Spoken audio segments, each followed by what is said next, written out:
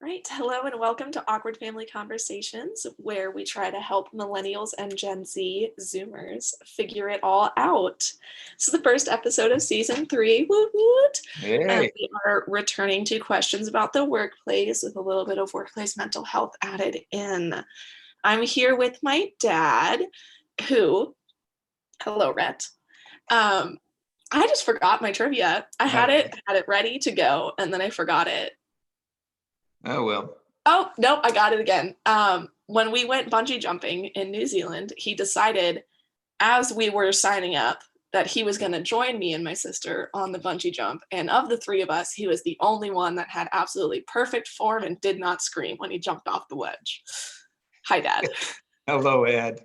Actually, I had already decided before we got there. I just didn't tell you that I was going to do it. But Sure. as a father, you just can't let your daughters get anything over on you, see. And so there's no way that I was going to let you guys do it without doing it myself. And If the remember, I tree went falls in the last. forest. What's that? I said, if a tree falls in the forest and no one's around to hear it. Well, that's true. In the exercise world, we say if it's not on Strava, then it didn't really happen. So you have to record your workouts for public view, or they're skeptical that it actually happens. Well, hello, Addie. It's nice to see you for our season 3. This is my daughter, Addie. I'm joined again. Addie just had a first life experience this week, driving in the snow. Her city, Nashville, was snowed under, and she has our Honda Civic from California. And so she got to experience driving in the snow for the very first time. Well, we've been in Indiana in the snow, but you haven't driven. We were in Tahoe I guess we went up to ski in Tahoe and things. So Even then, it's usually like it has snowed, the roads are clear. roads are clear. So Yeah. yeah. I grew up I spent some of my formative years in Colorado, and the same kind of thing. It would snow, but it would get off the roads very, very quickly because it's very sunny in Colorado. So driving in the snow. But when I went to Wisconsin, I got plenty of experience with it. So she got that. She had that rite of passage this week. So she is an even better driver now than she was before. So what are we going to talk about today, Eddie? Today, we're talking about what do my employer and or my boss expect from me. Very good. So we talked in season 1 a little bit about the employee's perspective on what kind of job people want and what should they expect from their boss and things like this. So this is kind of the other way around. But why are we talking about workplace this season, Ed? Well, most of our listeners / my friends are early in their careers, and also just like for me, questions I want to ask my dad, and we're recording early in my career. So I don't have a lot of experience in the professional workplace, and we also definitely don't have experience as managers. So there's not that same, oh, if I was in their shoes, I would want this. Yeah. Um, so Yeah. we And know we know school, and we're getting to know the career life basically. yeah. I think a lot of young dog is in the background. The high production value here on Awkward Family Conversations. Yeah, the cat is very asleep, so I doubt she'll be interrupting. Audio intern is not bounding about. But yeah, I think young people typically understand highly directed work because when you're a young person and these are your first jobs, a lot of the jobs are fairly good Lord. The dog is very excited. She's going on her walk. So oh, so she's got to yell about it. yeah, she's disrupting our podcast. So anyway, she is very excited. But yeah, I think young people, like you say, are expert in school and have a lot of experience there, but they don't really understand the professional workplace. I mean, they understand kind of the casual workplace or the highly directed workplace where you're working minimum wage jobs that are where the skill level is not specialized. And but yeah, I think when you start your career and you start to enter the workplace and there's all kinds of things that come with that. And of course, if you don't do well in a in a service job, there's usually many more jobs like that. But when you start in your career, jobs are a little tougher to find because the demands are higher, and understanding kind of what what to expect when you step into that kind of environment can be really, really helpful. And so we'll be talking, I think, our whole season 3 about the workplace, because I think that's a really important area for young people because they don't have a lot of experience. So hopefully we'll be able to impart some wisdom and some knowledge and some family trivia along the way. So we did 2 minutes of internet research this week and focused on what is it that employers expect. And Harvard Business Review had a terrific article and about this, a little bit dated, but most of these things are evergreen. They don't really change as technology or other things change. Employers are pretty consistent in what they want. And I think you mentioned in the question, my boss and my employer, there's kind of two actors in that. And in an ideal world, they're aligned. What the boss wants from you is the same as what your company wants from you.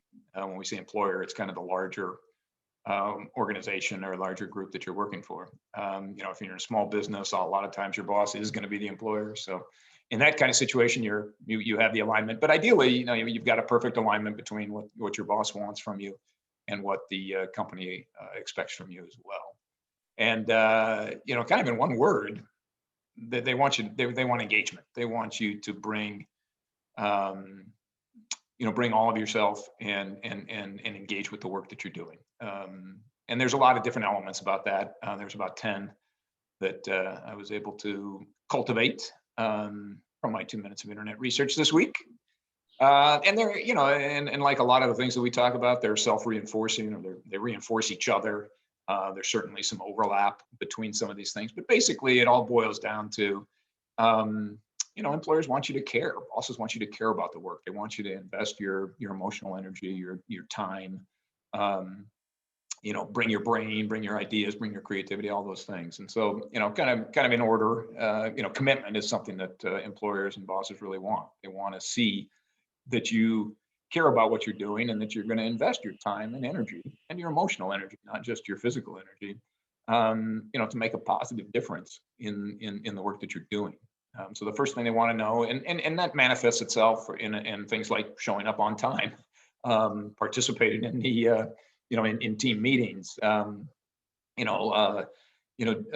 being somebody who's got, good positive energy around them, so that they're, that you're, you're laughing, you're engaged, you're having conversations, you're digging into your work, you're finding talent, all those things. But they, the first thing is really bring that energy, bring that commitment to it. Second thing is ownership. They want you to be responsible. So, know what your duties are and then faithfully execute those, but also, be accountable for your results. So, ownership has kind of two elements. Ownership of your goals and objectives and the personal responsibility to try to achieve those, but then it's also owning the results that result from your work. And those are both positive and negative. So, if things go badly, admit it. And if things go well, take credit. You want to own the results, and that's a two-way street. We talked a little bit ago about creativity. That's another thing they want you to bring your ideas. Don't just come and wait to be directed. Bring thoughts like, hey, I think we can make this better by doing this or by trying that. And a lot of times, there's a lot of these ideas will have occurred to other people, and a lot of times they will have already been tried. But sometimes they won't be. It's about 80% of the time, I think. Whenever I brought something up, somebody said, "Yeah, we tried that once, and it didn't work very well." And then you can talk more about it. Maybe circumstances have changed, but bring ideas and speak up. And bosses, employers really want that. Really want your brain power as well. Collaboration is really important too. Very few things get done in a workplace because of solo effort. Which isn't to say solo effort isn't important.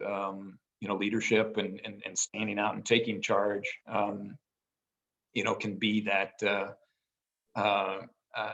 Can be that your contribution, but it's rare that one person does everything and makes and makes a difference only with that. The reality is that teams succeed. And there's an old saying, if you want to go fast, go alone, because you don't have to work with other people. But if you want to go far, go together. More people that are together, the more people working on something, the stronger it's going to be. You're going to have more perspectives, which is really the kind of the reason for why diversity is such an important part of the workplace. Working together, sharing the credit, building relationships and the trust so that you can have productive working relationships. That's really important, and bosses and employers want to do that too. Volunteering, this is just sort of taking initiative, and some of that's related to commitment and creativity. And if something needs to get done and it's not in your normal duties, raise your hand. They love, that's an indication of your commitment and your engagement. When something needs to get done, say, let me tackle that. And that will actually work for you really well. Stay informed, and this is really about anticipating what's coming. And so, pay attention to what's going on in your business and the world around your business, and see, your competitive situation and the local or regional, whatever, know what's happening, and then try to relate that to your workplace, because so many problems in work come because people aren't paying attention and aren't, you could, if you knew, gee, okay, city council is debating, whatever, sign ordinances or something, and they're going to change that. Well, maybe there's, there could be a business opportunity there for you to take advantage in the marketplace. I mentioned that because that's what's happening in Walnut Creek. They have an ordinance right now that does not allow any business. The only people that can put up signs on their business are people that are retail businesses in ground floor locations. And so, if you're on a second floor, like our business, you're not allowed to display signs on the buildings. But that they're rethinking that right now, and that creates opportunities for business like us. But if we're not staying informed, if we're not paying attention to those things that are happening, it wouldn't even occur to it. Wouldn't be on our radar, and we may lose the opportunity to create more visibility for a business. So that's just a small example of just pay attention to what's going on, and just stay informed. Develop yourself, improve yourself through your development. So this is your professional development. So build additional skills, build new skills. Deepen the knowledge that you have by just staying, reading about your business, and hone the existing skills you've got. Seek out new experiences. Just grow as a professional. Your boss, your employer like to see that kind of investment of time and energy in yourself.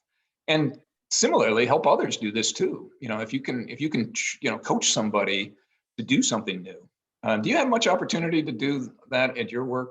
I know you're taking like the vet tech stuff yourself, and that's a good example of your own professional development. But do you see a lot of opportunities to help others in their roles? I mean, now that I'm one of the more senior people at my job, I do tend to be like the third or fourth day training person for any baby techs, but especially because I really like the education side of it, like the client education side, talking about like what heartworm disease is, and how preventatives work, and deworming, and how puppies get that. I liked it. I tend to be more in the building other people's knowledge because I'm not very experienced with the skills. Right. But I do know a lot about dog training and preventions and medicines and things like that. So I have informed a lot of my coworkers about all the spiels that we give.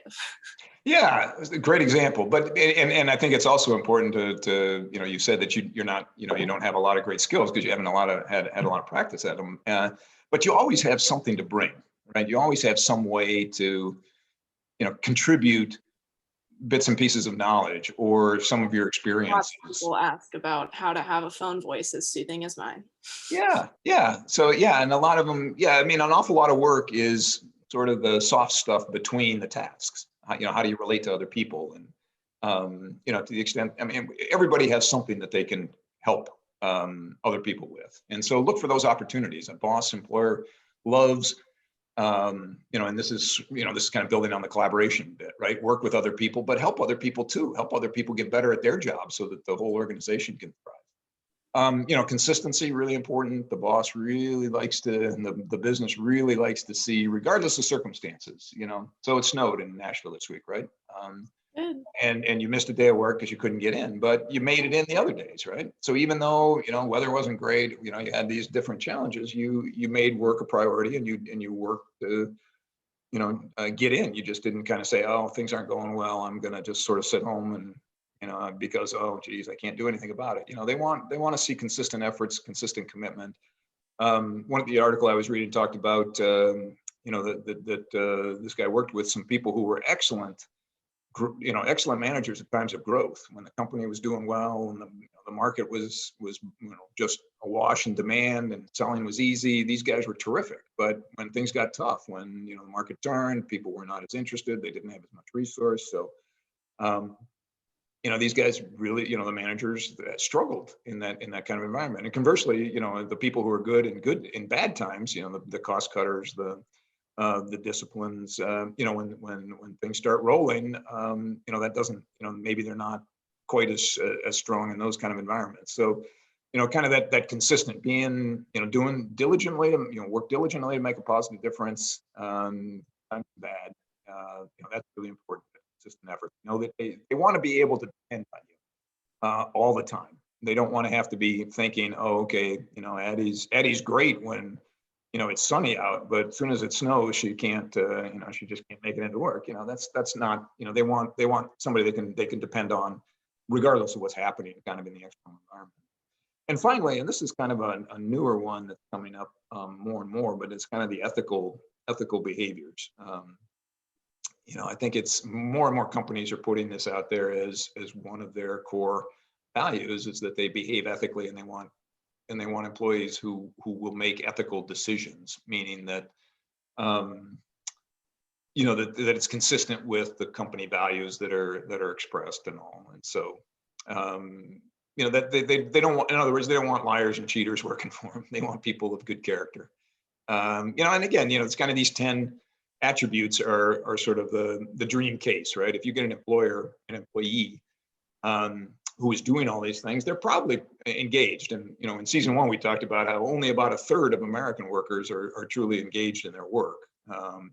More than half are neither engaged nor disengaged. They just kind of show up, punch the clock, go about their business, and, don't really invest a lot of their emotional energy and commitment to the job. And then there's about 10 to 15% of people who are actively undermining their companies. And by the way, the 1/3 that are engaged is a high. It's not been that high. So we are getting better, but there's still a long way to go. And if you can be this employee, there will be a lot of demand for your services, regardless of the industry. If you can demonstrate that commitment and the ownership of your job, bring ideas, work with other people, volunteer when there's opportunities to do more, keep yourself current with what's happening, develop yourself and develop others, bring that effort every day, and be a good person, be an ethical decision maker. You're gonna be very attractive to whatever boss or employer you have. How would you rate yourself on these? As you think about jobs that you've had in the past, and by the way, they're going to want these people, employers want this kind of attributes for all their jobs, even for that coffee shop job or that restaurant waitress job or the paper delivery job. They want this, even when they're not paying a lot of money. This is the thing that bosses and employers want. It's tough, as we talked about. You're only about 1/3 of the people are delivering on these expectations or desires. We probably shouldn't call them expectations, but these are what employers desire. But how do you, when you think back on jobs that you've had, including the one you've got now, how would you rate yourself on these on meeting these expectations? I feel like I'm pretty good. The one that stands out is where I need to develop is definitely creativity. I'm not usually we should change how we do this kind of person. I'm just like, this is the way. Right. And I do the thing. But I do tend to be more of a collaborative person and follow through on my commitments. And I like to stay busy at work, so volunteering is Yeah. just kind of thing that happens. Yeah, yeah, and you've gotten a lot of positive feedback about your work, right? I mean, people, the word that you've gotten back is that you're a really good employee, and that's probably because as they go down their checklist, and it'll be a little bit different from this, but directionally and thematically, it will be very similar.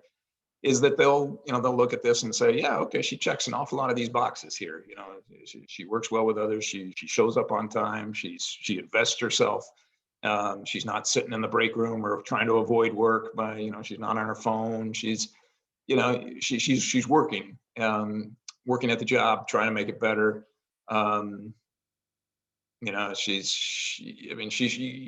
You're developing yourself. Obviously, you're taking your vet tech stuff, and you're helping others too. So yeah, those are the kind of things that the employees that do this kind of thing will be reviewed really, really positively. As you move in your career, obviously the importance of some of these things changes as you become more of a decision maker, or you make more important decisions. Everybody makes decisions in their jobs, but as those decisions become more significant in terms of company overall performance, some of these things like ethical decision making, creativity, bringing ideas, that's where the leaders often will differentiate themselves from other people, because the commitment is something that a lot of people can bring regardless of their talents. But creativity, definitely, there are different levels of creativity and what people can do in that particular dimension. And so as you grow in your career, depending on the company, some of these things the priority will definitely change, and it will become more important for you to be better at some of these things than others. But typically, this is what a boss and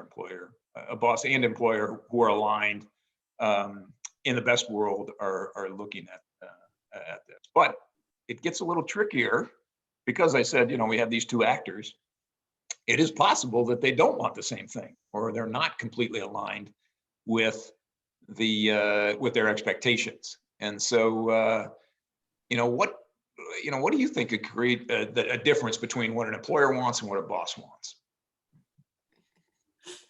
The first thing that comes to my mind is just radiology, because we're kind of experiencing a thing like this at my job right now, Oh, where VCA just kind of unilaterally made the decision that we're going to be moving towards hands-free radiology as a company, and have put absolutely zero initiatives, training, or abilities in hospitals to make this the thing. yeah. And the way that we currently do radiology is not set up for the time and expense, honestly, of Mhm. hands-free radiology. So it's kind of like, Yeah, yeah. So that's an excellent and very relevant point, is walking the talk, right? I mean, companies build out abstract values. I'll call them abstract, but they build out values and they believe them when they're doing them, right? Hey, we value this, and we want our employees to behave this way. But there are real world implications for that, usually around resources. So budgeting, becomes a thing. And it's not uncommon for companies. In fact, it's probably pretty more the norm for companies to uh,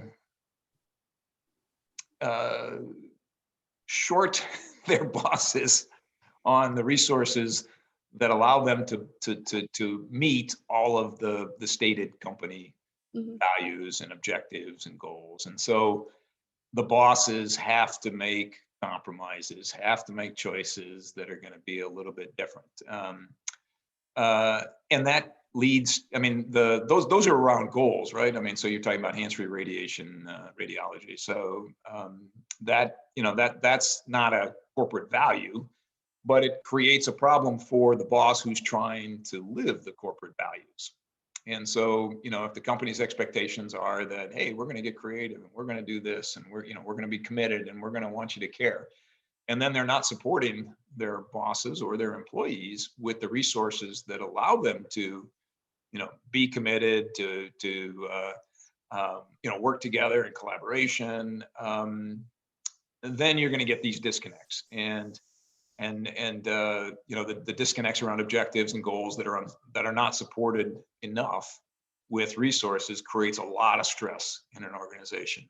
And and then layer on personality differences, corporate culture differences, and you can see that there's opportunity for the expectations of a boss and an employer in a company to kind of diverge, right? So on the boss's side, if you've got a boss who's got a zero-sum game mentality, I only win if somebody else loses, not going to collaborate really, and probably not going to encourage you to collaborate as well, right? I need to win, and that needs to come at somebody else's expense. I'm not going to work with those other people, and so that can be a problem. If you've got a boss who's threatened, doesn't want to look bad, doesn't want to look like he or she's managing a bunch of cowboys, they might be threatened by showing initiative, taking ownership and driving, bringing ideas and things. They're not going to be super supportive of that. And then there's the outsized ego, right? I'm the smartest person in the world. I know best. I'm not interested in your ideas because you can't tell me anything I don't know. And so they'll discourage ideas. And then you've got the company culture aspects as well. You could have the boss with the greatest intentions, but the company culture is command and control. You execute, I decide, you execute, and that means there's no real room for initiative in that kind of company culture. And so you could have a boss that really wants you to kind of take the lead on things, but in a command control culture, that's not going to really work very well. The fear of failure, if there are bad consequences for failing, then you might have a culture of blaming. A lot of CYA, which is cover your ass behaviors. I'm not going to take the Venmo for that one because it was an acronym and I was explaining it. You said it. Nope, it counts. It counts. You owe me $1. I don't think so. It counts. You've got these CYA behaviors where, again, the company is created a culture where it's not conducive for, sharing credit and it's better to blame somebody or create an opportunity to blame somebody else or make sure that you can't be blamed, which is not great behaviors. And risk-averse cultures. You have companies that are afraid to screw things up and therefore aren't going to reward new ideas, for instance. And so, a lot of collaboration, a lot of initiative, a lot of these things that, in an ideal world, bosses and employers really want these things. They create obstacles and barriers to being able to do that. And so, have you had to navigate? Well, I mean, yeah. So you're navigating this right now, right? I mean, you've got the company wants hands-free radiology, and you don't have the equipment or the experience or the training to be able to make that work. So, how do you navigate that then? At this moment, I'm just kind of doing what I'm told still, because all the doctors are aware of this, and they're all like, "Sure, would be nice, but we're not set up for it at all." Yeah. But I talked to my boss recently, my direct supervisor, and she actually wants to get me to be the point person for making sure we are at OSHA standards and other various safety standards. So I'm kind of like, that would be a really great opportunity to kind of bridge the gap between, because I really don't think we're going to make it all the way to hands-free radiology. But it would be a good place to kind of, because almost nobody uses our x-ray gloves that we're supposed to wear when positioning a dog on the x-ray table. And that's like, I didn't even know where they were for the first 6 months I worked there. So, and you were using radiology, you were using x-rays without using the gloves. No, that's not healthy. I had the clothes on though. What's that? I had the whole outfit on, just not the gloves. So that's one of the things where I'm like, okay, that would be a good opportunity for me to kind of take initiative here, and then also make sure that everybody else is aware of the things we have and getting multiple pairs of x-ray gloves. Right. Yeah. So in that sense, you're so you're kind of navigating you navigate by doing what everybody does, which is kind of make some assessments about, okay, what's the right thing to do here? What can I do that moves us in a direction maybe here, while still being, still being conscious of the, what's that? Still being able to do my job. Right. Well, that's it. Right. And, so I think it's really important whenever we're talking about, having to deal with stuff in the workplace or anywhere in your life, right? I mean, you've got, you should always strive to behave in a way that you will be proud of, which doesn't mean impetuous or rash or inflexible or, super strict about it. But think about the person you want to be, and make a path and follow a path that will let you be that person. That doesn't mean all the time, it's going to be perfect. You're going to have to make compromises. Everybody does. But when you have to make compromises, create a path to a place where you can stop making those compromises if they get in the way of being the person you want to be. So I mean, we often make decisions to kind of suck it up in the short term, even though it may not be something we like,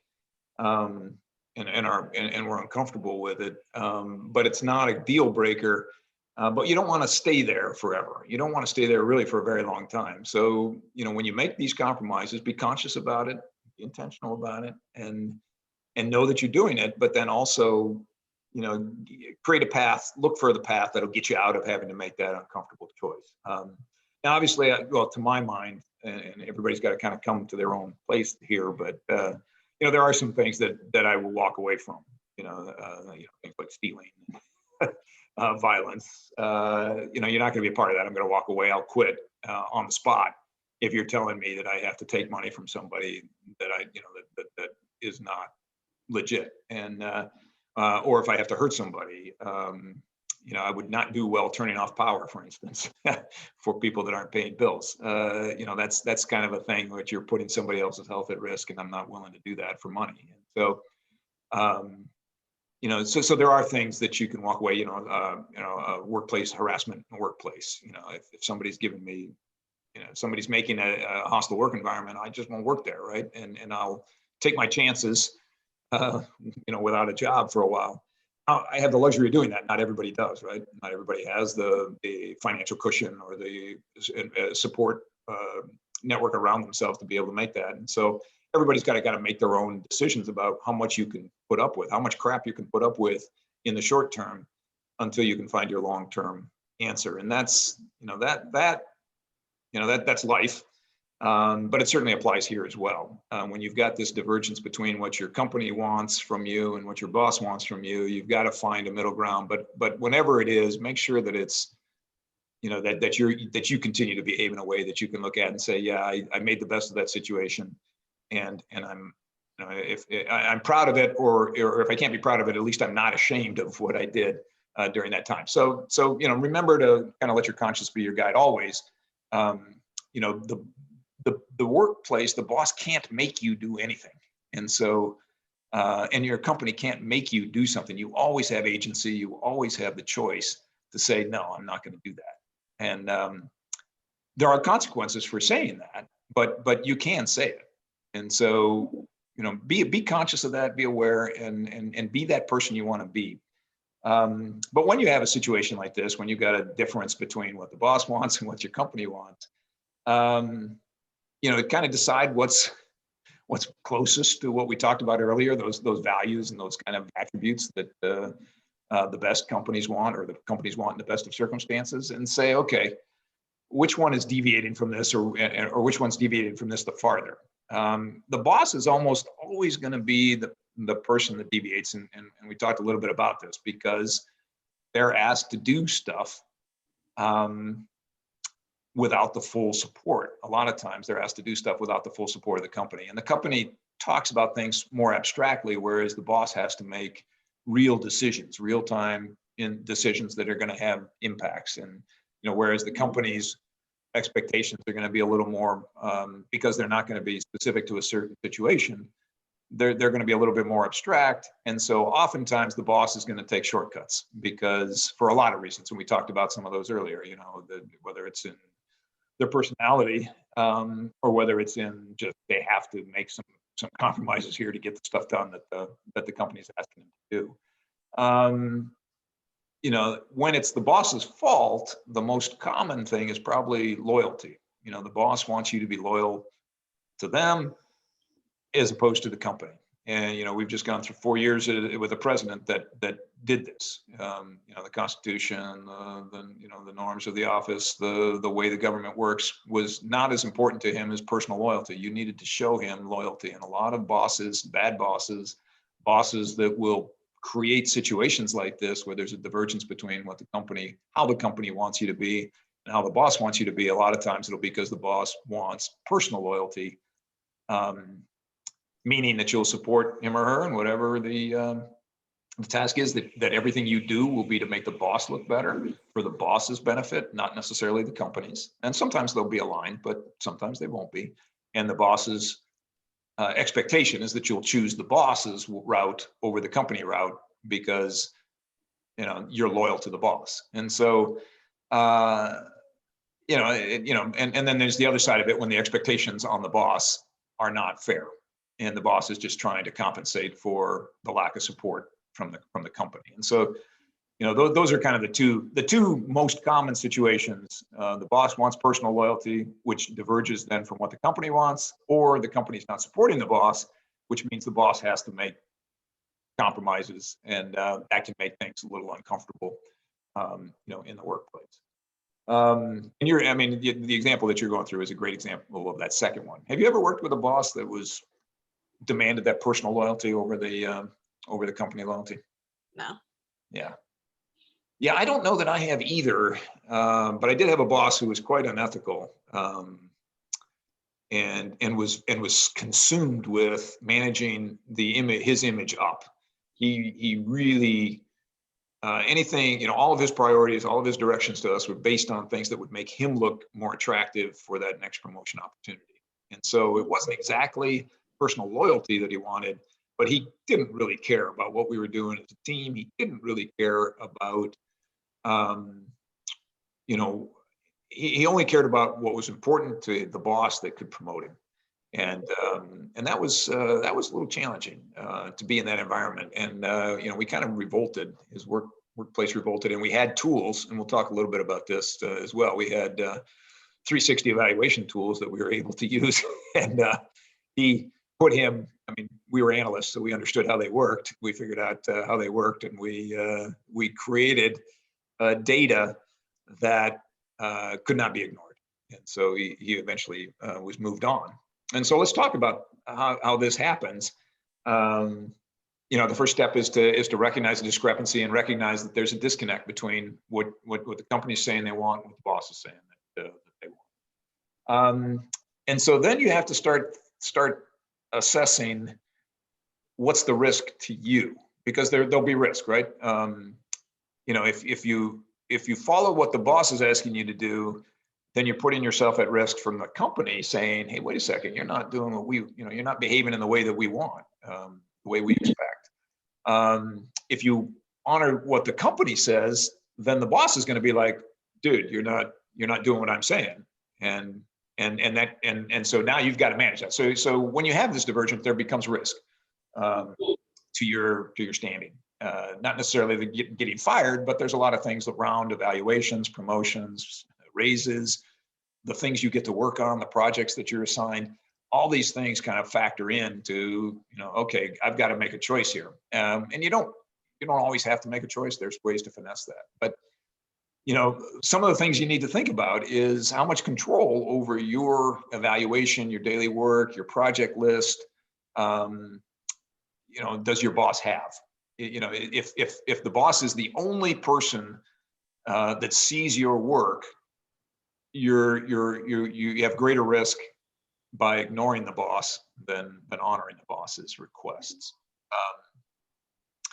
What visibility do you have? Conversely, if you've got visibility to other managers in the business, then you can be a little bit more, you can lean a little bit, you can shade a little bit more to the company side, the employer side of the expectations. Because when I worked at Schwab, we did our employee evaluations, but we did them individually, but then we also did them as a group.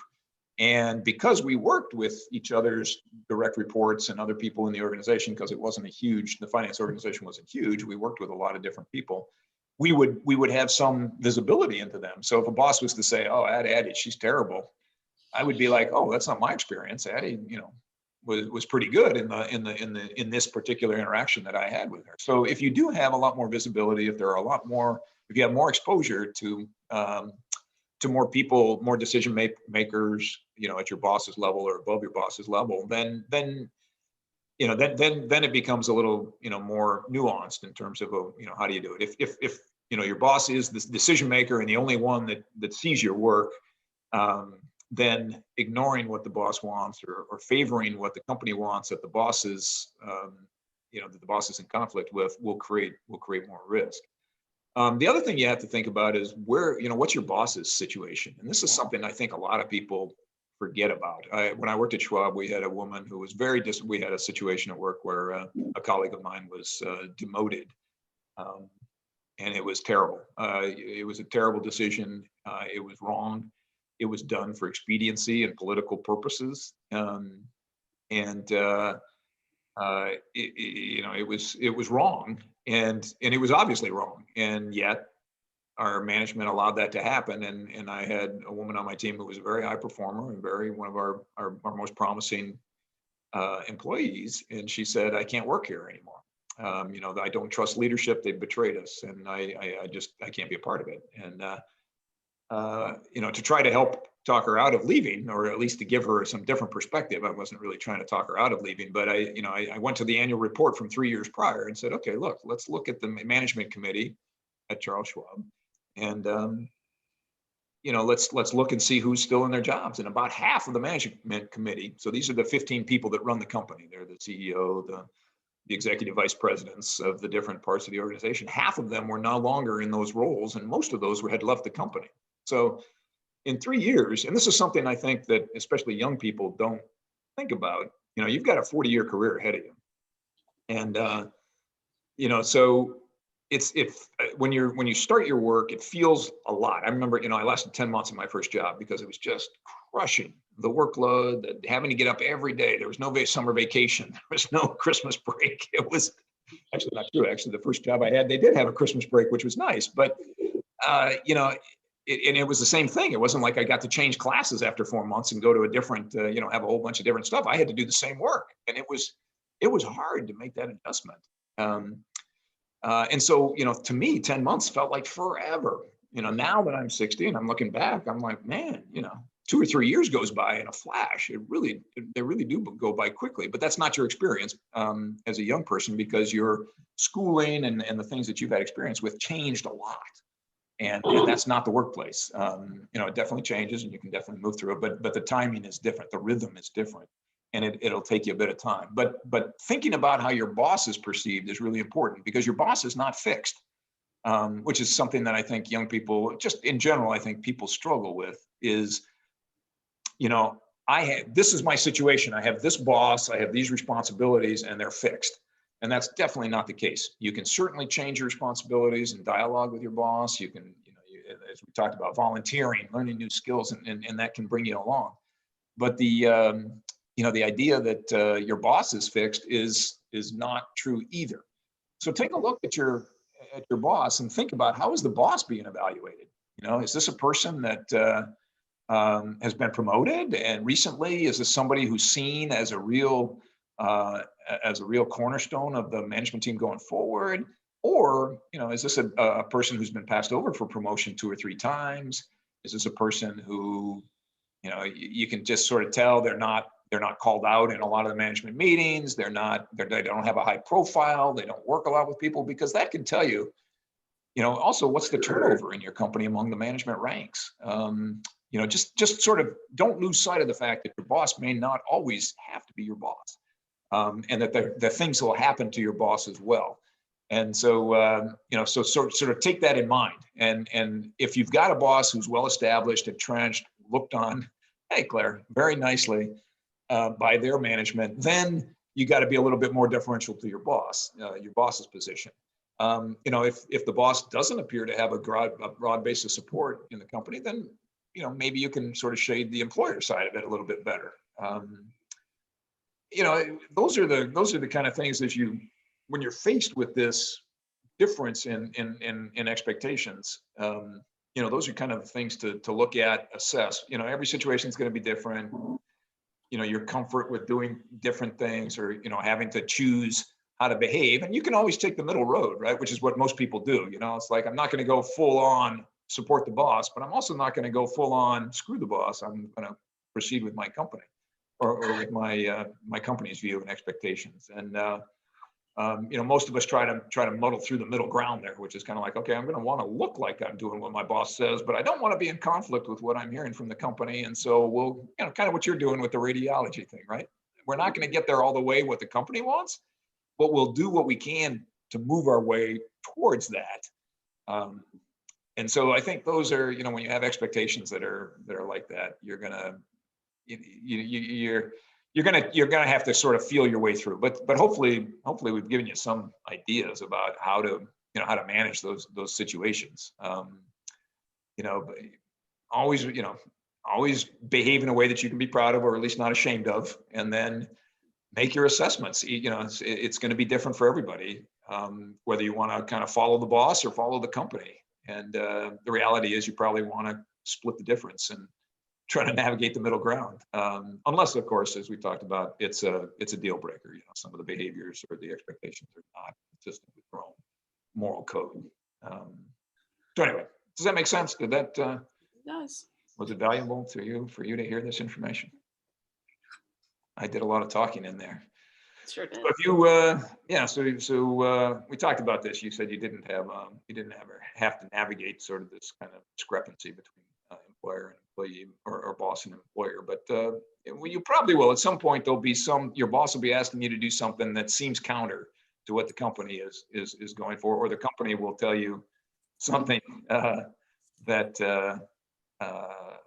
and your boss is going to be in kind of a tough spot. So you're going to have to decide, okay, which way do I go here? But one of the resources you have for that is, and we'll talk a lot about this, this season on Awkward Family Conversations, is, when you're in a situation and you need information and because you don't have the experience yourself, how do you avail yourself of that? So use parents, aunts, uncles, cousins, older siblings, anybody who's kind of been through this, neighbors, college professors, whoever.